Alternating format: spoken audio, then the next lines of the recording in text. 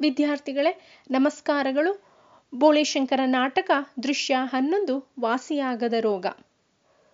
ಈ ಒಂದು ದೃಶ್ಯದಲ್ಲಿ ಬೋಳೇಶಂಕರ ಮತ್ತು ಅವನ ರಾಣಿ ಹೊಲದಲ್ಲಿ ಕೆಲಸ ಮಾಡುತ್ತಿದ್ದಾರೆ. ಅಲ್ಲಿಗೆ ಸರ್ದಾರ ಸೋಮಣ್ಣ ಹಾಗೂ ಸಾವುಕಾರ ಕಾಮಣ್ಣ ಇಬ್ಬರು ಬರುತ್ತಾರೆ ಬೋಳೇಶಂಕರನ ಹತ್ತಿರ ಸಹಾಯವನ್ನ ಕೇಳಲು. ಆದರೆ ಬೋಳೇಶಂಕರ ಈ ಸಲ ಅವರಿಗೆ ಸಹಾಯ ಮಾಡುವ ಸ್ಥಿತಿಯಲ್ಲಿ ಇರಲಿಲ್ಲ. ಸರ್ದಾರ ಸೋಮಣ್ಣ ಹಾಗೂ ಸಾವುಕಾರ ಕಾಮಣ್ಣ ಇಬ್ಬರು ಮಾಡಬಾರದ ದಬ್ಬಾಳಿಕೆ ಮಾಡುತ್ತಿದ್ದದ್ದೇ ಇದಕ್ಕೆ ಕಾರಣ. ಸರ್ದಾರ ಸೋಮಣ್ಣ ರಾಜನಾದ ಮೇಲೆ ಆತನ ಸೈನಿಕರು ಬೇರೆಯವರನ್ನ ಕೊಲ್ಲುತ್ತಿದ್ದರು. ಆತನ ಸೈನಿಕರಿಂದ ಎಷ್ಟೋ ಜನ ಮಕ್ಕಳು, ವಯಸ್ಸಾದವರು ಅನಾಥರಾಗಿದ್ದರು. ದಿನ ಬೆಳಗಾದರೆ ಜವಾನರನ್ನ ಮಾಡಿಕೊಡುವುದು ಬೋಳೇಶಂಕರನಿಗೆ ಸಾಧ್ಯವಿರಲಿಲ್ಲ. ಅದು ಭಯಂಕರ ಮೂರ್ಖತನವೆನಿಸಿತು ಆತನಿಗೆ.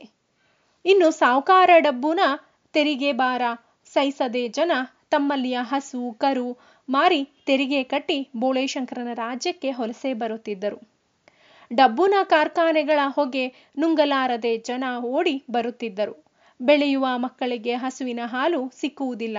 ಅಂದರೆ ಇದೆಂತ ರಾಜ್ಯಭಾರದ ರೀತಿ ಎನ್ನಿಸಿತು ಬೋಳೇಶಂಕರನಿಗೆ.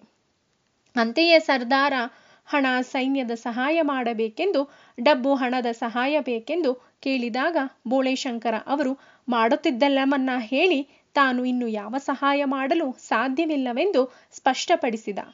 ಜೋರು ಮಾಡಿದರೆ ಏನೂ ನಡೆಯುವುದೆಂದು ಎಚ್ಚರಿಸಿದ. ನಿಮ್ಮ ರೋಗಾಣು ನನ್ನ ರಾಜ್ಯದಲ್ಲಿ ಹರಡುವ ಮೊದಲೇ ಇಲ್ಲಿಂದ ಹೊರಡಿ ಎಂದು ಹೇಳಿದ. ಈ ಒಂದು ದೃಶ್ಯದಲ್ಲಿ ಬೋಳೇಶಂಕರನ ಹತ್ತಿರ ಸಹಾಯವನ್ನ ಕೇಳಲು ಬಂದಂತಹ ಇಬ್ಬರು ಅಣ್ಣಂದಿರನ್ನ ಬೈದು ಇಲ್ಲಿ ಬೋಳೇಶಂಕರ ಕಳಿಸುತ್ತಾನೆ. ಇಲ್ಲಿಗೆ ಬರಲು ಮುಖ್ಯ ಕಾರಣ ಭೂಲೋಕಕ್ಕೆ ಬಂದಿದ್ದಂತಹ ಸೈತಾನ. ಆ ಸೈತಾನನ ಹತ್ತಿರ ಸಹಾಯವನ್ನ ಸರ್ದಾರ ಸೋಮಣ್ಣ ಹಾಗೂ ಸಾವುಕಾರ ಕಾಮಣ್ಣ ಇಬ್ಬರೂ ಕೇಳಿದಾಗ ಇದು ನನ್ನಿಂದ ಸಾಧ್ಯವಿಲ್ಲ, ಬೋಳೇಶಂಕರನ ಹತ್ತಿರ ಹೋಗಿ ಸಹಾಯವನ್ನ ಕೇಳಿ ಅಂತ ಹೇಳಿದಂಥ ಸಂದರ್ಭದಲ್ಲಿ ಆ ಸಹಾಯವನ್ನ ಇಲ್ಲಿ ಕೇಳಲು ಯಾರು ಸರ್ದಾರ ಸೋಮಣ್ಣ ಹಾಗೂ ಸಾವುಕಾರ ಕಾಮಣ್ಣ ಇಬ್ಬರು ಬರುತ್ತಾರೆ. ಅಂತಂದ್ರೆ ಹೆಚ್ಚಿನ ನಾಣ್ಯವನ್ನ ಮತ್ತೆ ಕೇಳಲು ಬಯಸುತ್ತಾರೆ. ಮತ್ತೆ ಇಲ್ಲಿ ಮತ್ತಷ್ಟು ಸೈನಿಕರನ್ನ ಇಲ್ಲಿ ಅಂದ್ರೆ ಸಿಪಾಯಿಗಳನ್ನ ಮಾಡಿಕೊಡಲು ಬೋಳೇಶಂಕರನ ಹತ್ತಿರ ಕೇಳುತ್ತಾರೆ.